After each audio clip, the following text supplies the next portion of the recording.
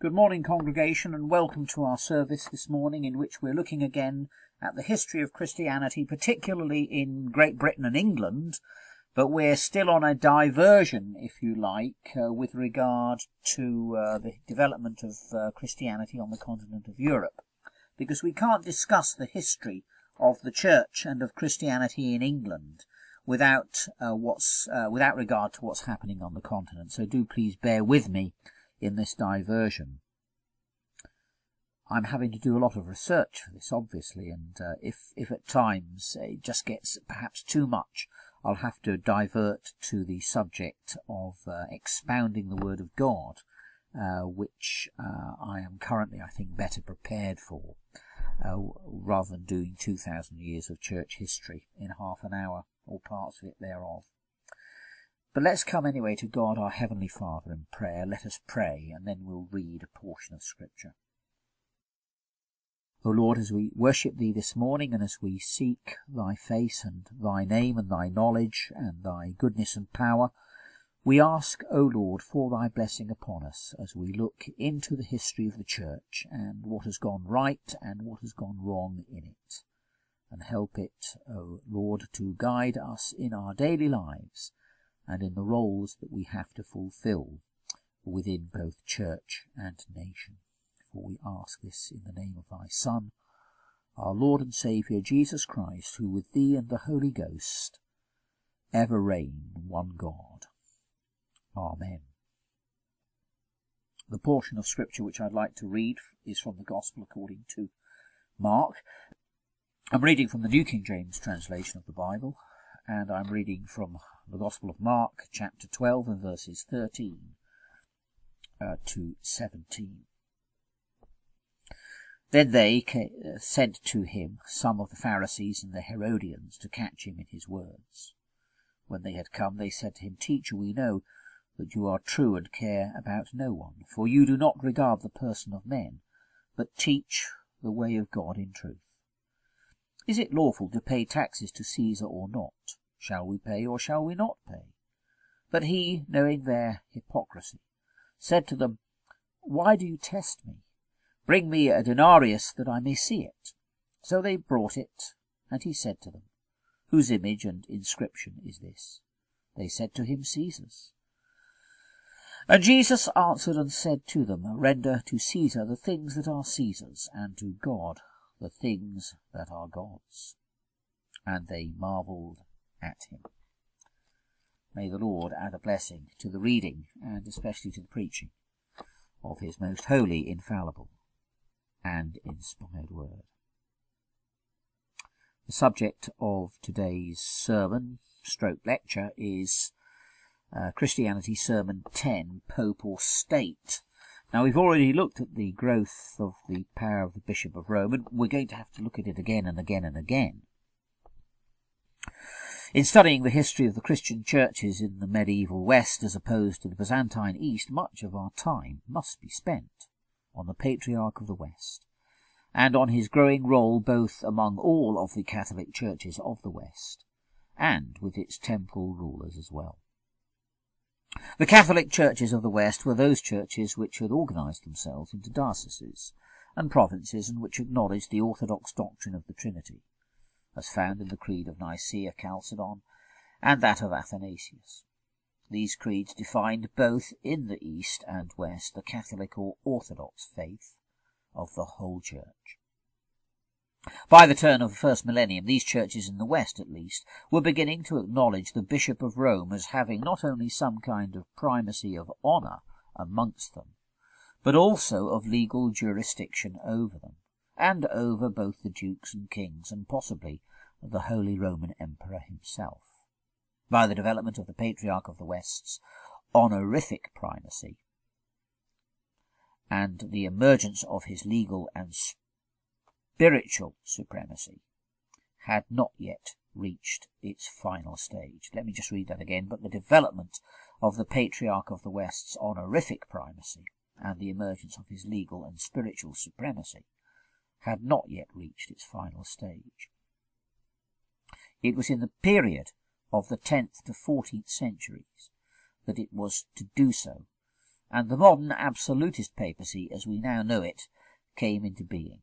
The modern papacy in its dress as well as in its modes of thought being historically a kind of late medieval creation. Nonetheless, the legitimacy of its claims to primacy and supremacy rested on the theological assertion of its being founded upon Peter as the rock on which the church was built, a claim not recognised in the East and not held by all in the West, a claim also which had been unknown in the early centuries. To look at an ecclesiastical map of the Europe of 1500 is useful in order to give one an impression both of the mosaic of provincial churches that existed at that time and how these Catholic churches related to the dukes, counts and kings of the day. They were provincial or territorial churches, and they were headed up by a Catholic archbishop or metropolitan in the sense as already defined, that is, somebody who held to the creeds of Nicaea and of Athanasius. In England we had two Catholic metropolitans, the metropolitans of Canterbury and of York. York was the primate of England, and Canterbury was the primate of all England. In Gaul or France there were 11 such churches. These Catholic boundaries did not necessarily match the provincial regions of the temporal kingdoms. Indeed, if one went to eastern Germany, the part of the German lands beyond the present Oder-Niesa line, we still find German Silesia as part of the ecclesiastical province of Gniezno or Gnesen, which was still associated at that time with the Polish king and not with the German or Holy Roman Emperor. Such disparity between church and secular provincial authorities reflected the disparity of earlier times as well as the changes since. What had emerged by 1500, soon before the Protestant Reformation was to break it up, was a unified papal monarchy over these provincial churches, giving effect to and taking authority from an absolutist constitution for those churches of the West. The same tendency from the fragmentation to the concentration of power was also at the same time being experienced by a process of time-lapse in the emerging states of Western Europe, as uniform monarchies began to bring medieval barons and parliaments to book. It is to this story, or rather this struggle, in the churches in particular, that we now turn, but also taking account of how it led to conflict or cooperation, as the case may be, with the secular sovereigns. That brings us to the hub of the question. How can there be two sovereigns in any one territory, province or realm? In English history that was to be answered in different ways by different kings. King John, who reigned from 1199 to 1216, King Edward III, who reigned from 1327 to 1377, King Henry V, who reigned from 1413 to 1422, and lastly, King Henry VIII, who reigned from 1509 to 1547. Only the first, King John, humbled himself abjectly before the patriarch of the West's claims. And only the last, Henry VIII, totally broke with the patriarch of the West. The two in between, Edward III and Henry V, adopted a position somewhere in the middle between absolute abjection and total repudiation. They account for a Roman Catholic patriotism, which would not allow the Bishop of Rome to wrest from them their sovereignty in political and especially in home matters, but which did acknowledge his supremacy, in some way and to some extent, as head of the Catholic churches, at least in the West. Before the end of the first millennium, the theoretical line drawn between the spiritual and the temporal powers was encapsulated in the Galatian theory.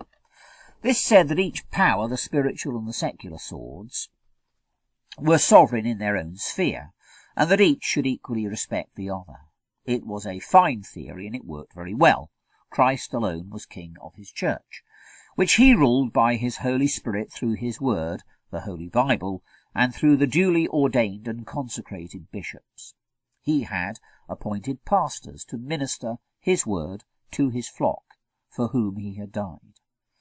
The Presbyterian Protestants have a view of the independent church, sovereign in its own sphere, which is similar in many respects to this ancient and well-grounded Galatian theory of church-state relations, except that they do not hold to bishops or to their tactual succession from the apostles.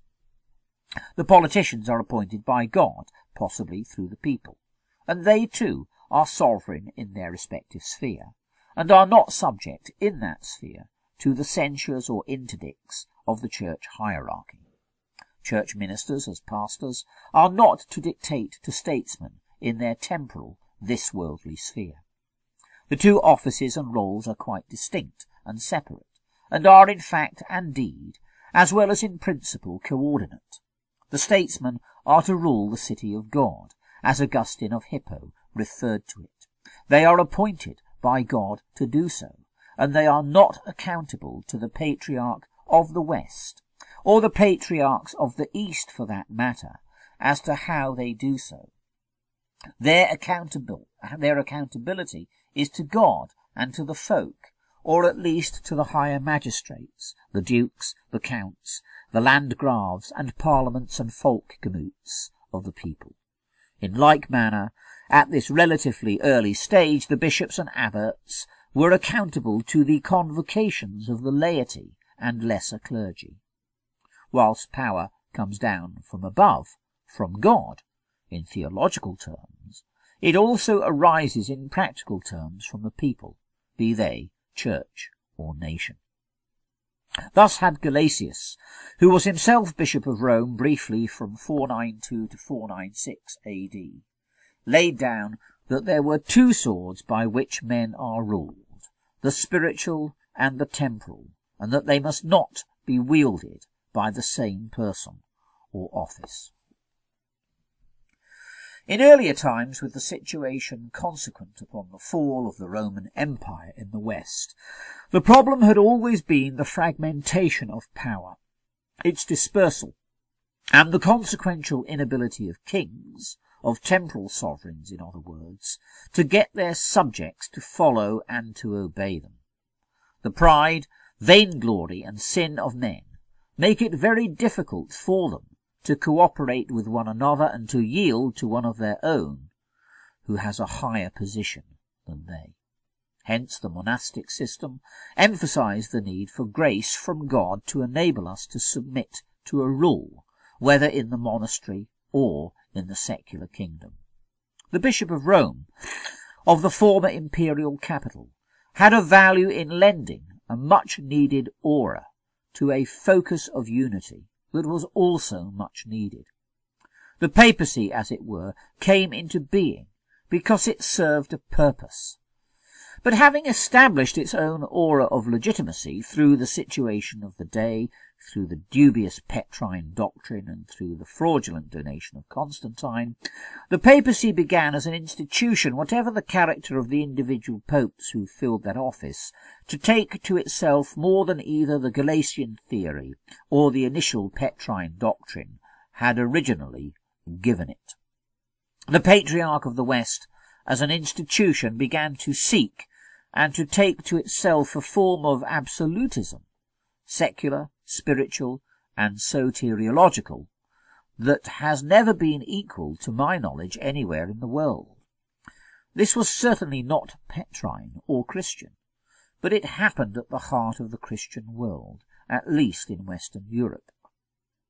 It is to that fearful power grab by an institution that we must now turn, for it appears to fulfill, at least to some, the prophecy of the Apostle Paul about the man of sin, and though this dark characteristic cannot be attributed solely to any one man or pope, a few do stand out, and they shall be named and to some extent shamed in due course. That is not to say that all of the current popes should inherit their guilt personally, though whether their office or institution does is maybe another matter. And whatever the faults or crimes of the papacy in the past or at the present time, they cannot be attributed to all of the Roman Catholic faithful, for, as we have seen, we have had our Roman Catholic kings kings who have withstood the power and some of the principles and claims of the papacy as a whole, at least to the extent that some have made for them. What we will now attempt to do, as briefly as possible, is to trace the development of the claims of the See of Rome over both its fellow episcopal sees in the whole of the western part of Europe, together with the growth of its claims in contravention of the two swords theory of Gelasius. With the latter it was not always the See of Rome which was at fault, nor was it easy, in a crisis situation, to apply rules which in theory seemed clear, but which were not so clear when it came to the crunch of practical solutions for urgent problems. And in the matter of the extension of the See of Rome's arbitration over the other Catholic churches, it was far from being the case that she was always imposing herself forcefully on them. Very often the Petrine theory and the donation of Constantine had already insinuated into their thinking the idea that papal Rome ought to hold sway over them, in the way that she was now beginning to claim. And in the dispute regarding the precise line between the temporal and spiritual power, it was at times the kings of the Holy Roman or German Emperor who intruded into the affairs of the churches of whatever see. Gregory I was Bishop of Rome between 590 and 604 AD, and his career illustrates some of the factors which were at work and which, mysteriously, without the design or even thought of anyone in particular, ultimately produced the absolutist spiritual monarchy of the high medieval period, which we still know as the papacy. Gregory, before he became a churchman, showed great administrative ability and was appointed prefect of Rome by the emperor at Constantinople. Large areas of the former West Roman Empire had been reconquered by an earlier East Roman emperor, Justinian, and had been placed under his delegate or exarch at Ravenna, just north of Rome. Gregory was then made a deacon. In ancient Rome, political office and religious office had often gone together, and he was then sent to the imperial court in the capital of the Byzantine or East Roman Empire, Constantinople, as the representative of the Western Bishop of Rome. On himself then being elected Bishop of Rome by the populace, Gregory set about consolidating the Church of Rome and building up the power of the city to avoid a Lombard attack. The Lombards, or Langobards, were a Germanic tribe which had moved into Middle Italy. Gregory was the first Bishop of Rome to have really stepped into the vacuum of power left by the disappearance of the West Roman Emperor. He met the exigencies of his day.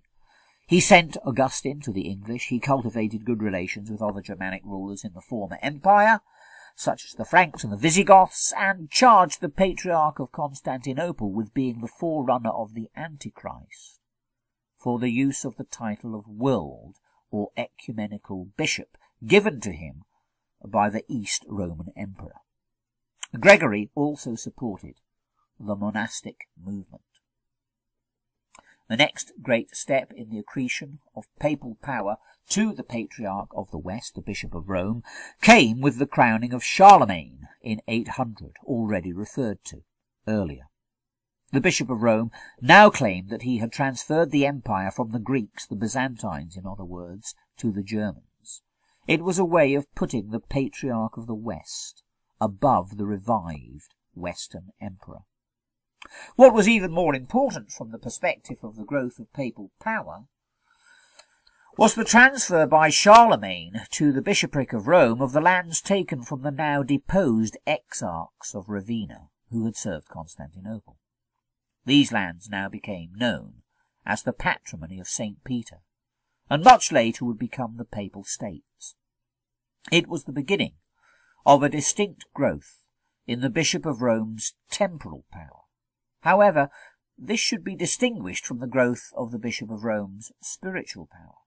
It is the expansion of his spiritual power which is the real basis for the growth of the papacy, and for its recognition as a sovereign entity in current-day international public law, as a kind of non-territorial, sovereign, public or political person. It is the growth of this spiritual power, in its claims at least, and in its impact upon the minds and souls of men, that is the real grounding of the power of the papacy in the history of the world, in the history of these islands, and at the current time. In other words, we are dealing with the grip of an idea on the minds, hearts and souls of men, or, as John Stuart Mill might describe it, the reality of an inward sanction, even where there is the absence of an outward sanction. Joseph Stalin is reputed to have asked how many tank divisions the Pope had. That would be an outward sanction, and rather misses the point of where the Pope's power really lies, namely in the minds, at least of his devotees, and there are many of them. But we must leave all of this to another time. Suffice to say that the emerging power of the Bishop of Rome rested on both to an extent. So much is it true that our view of reality affects our relationship to reality, and therefore the nature to a degree of that reality itself. However, before we do so, we must make just one last point on this subject of the growth of the papal power. And that is that just as the Bishop of Rome might be tempted and might succumb to infringe the limits of the Galatian theory and intrude improperly upon the ideological or legal prerogatives of, say, the English king or the German emperor, either of these two representatives of the temporal sword might do the same with regard to the Church, and might do so as good Catholics, and even as good Roman Catholics. In each particular case, it is not always easy to work out who was right in every instance. We can give examples of alleged wrongs from each side. Charlemagne, in his capitularies, the laws which he laid down, had made rules for the clergy to regulate the life of the Catholic churches within his realm. But is not the Church to be autonomous within its own sphere?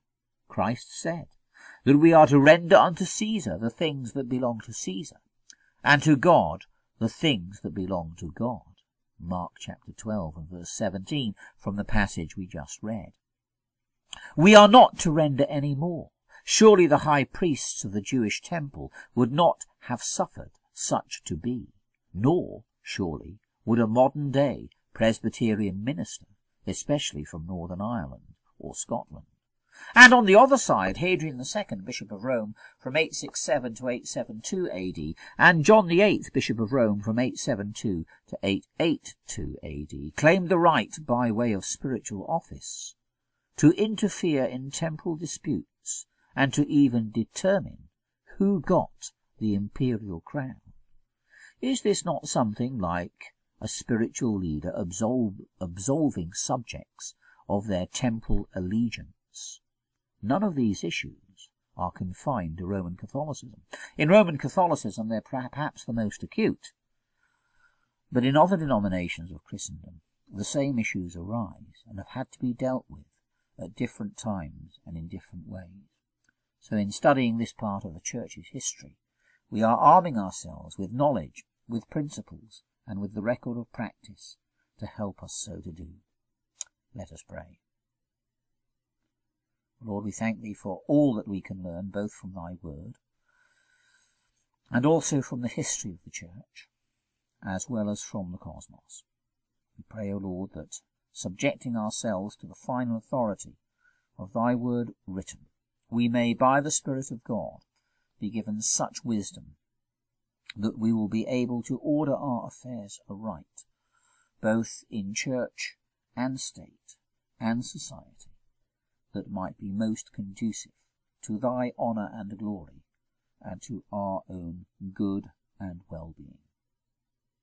We ask these things in the name of Thy Son, who with Thee and the Holy Ghost ever reign, one undivided and indivisible God. Amen.